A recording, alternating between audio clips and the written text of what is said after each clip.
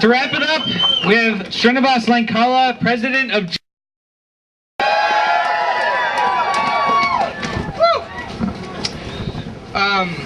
So for those of you who are asking yourself, why am I freezing out here in the cold, listening to all these people, I just wanted to clarify, this is how we get our contracts. For those of you who think that GEO gets its contracts through backroom deals, through shaking hands with the administrators, through lobbying politicians, well, that doesn't happen. Because the way we get our contract is by telling them that it's not just the 9 of us who sit in that room across the table from them who are bargaining with them, it's all 2,500 grad students who work on this campus who are bargaining. And why do we need to tell them that? Because the people who are sitting across from us on the other side of the table are not representing a university that has our best interests at heart. No.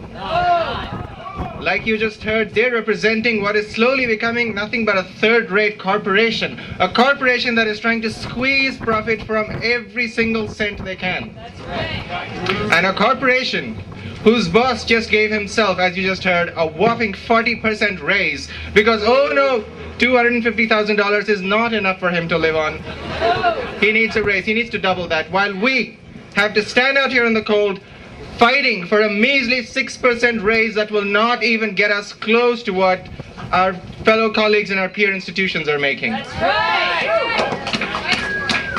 And this is how we bargain for those raises. This is how we won our contracts every single time in the last 15 years that GEO has been on this campus, and this is how we're going to do it now.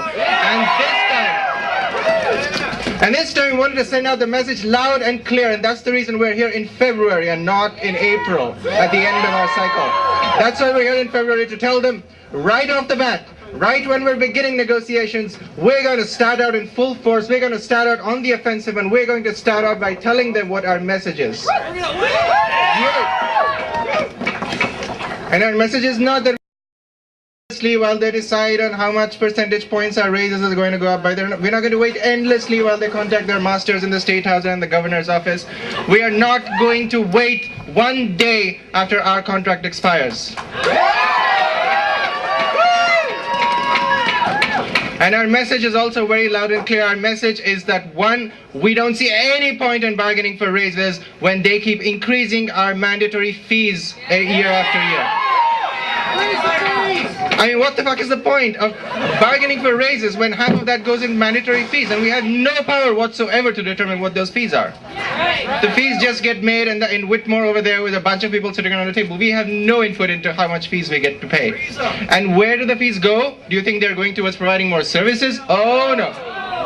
You heard what our brothers said from IBEW and the Ironworkers Union. They're going towards very dubious no-bid contracts to build swanky new dorms, to build new buildings. Now, somebody who saw our flyer the other day came up to the office and asked me, are you against new buildings? I mean, what's wrong with the Chancellor's new dirt? Well, of course we're not against new buildings. I mean, I work in Mahmar Hall, which I think officially is the building most likely to collapse in the next couple of years.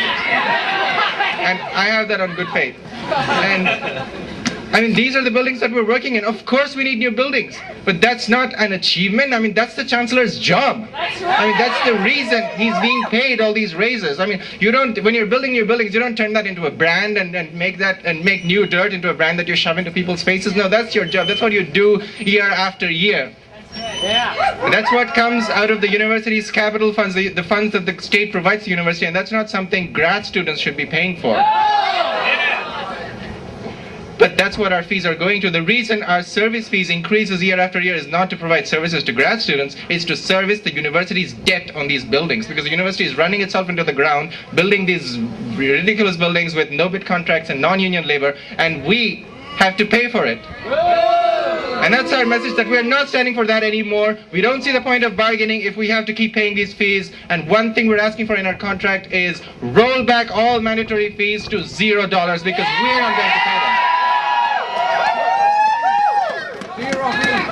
The second thing we're asking is we want the contract and we want it on time, and we're not going to wait 1 minute more than when our current contract expires. And that's one message we want that very clear to go to the administration. And that's not just us. That's all the faculty, every single worker on this campus who's in contract negotiations right now. That's something we're fighting for, united and together.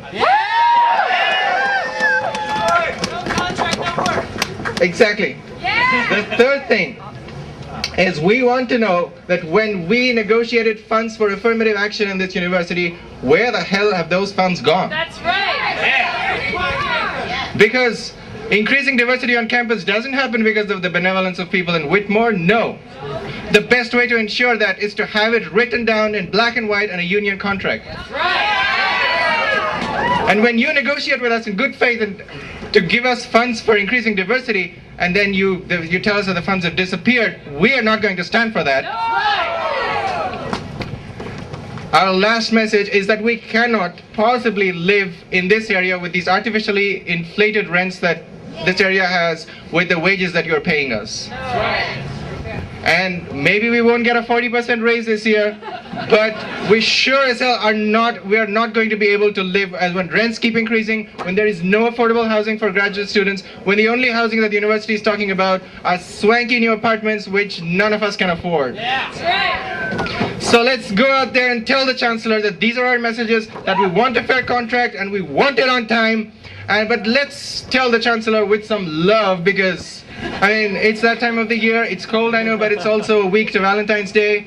And we thought we'd show the Chancellor some of our love. We'll go tell him what we think of him, but we'll do it politely and with some love. And we have a huge, gigantic Valentine's Day card waiting for us in the campus center.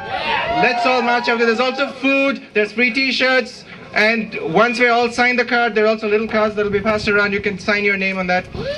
Once you sign the card and send a message to the Chancellor what we think of him, let's all go march to Whitmore. A bunch of us will go. Those of you who are still free to come along. We'll go to Whitmore, deliver this huge card, because I mean we need a loud and clear message, and the Chancellor can't obviously read.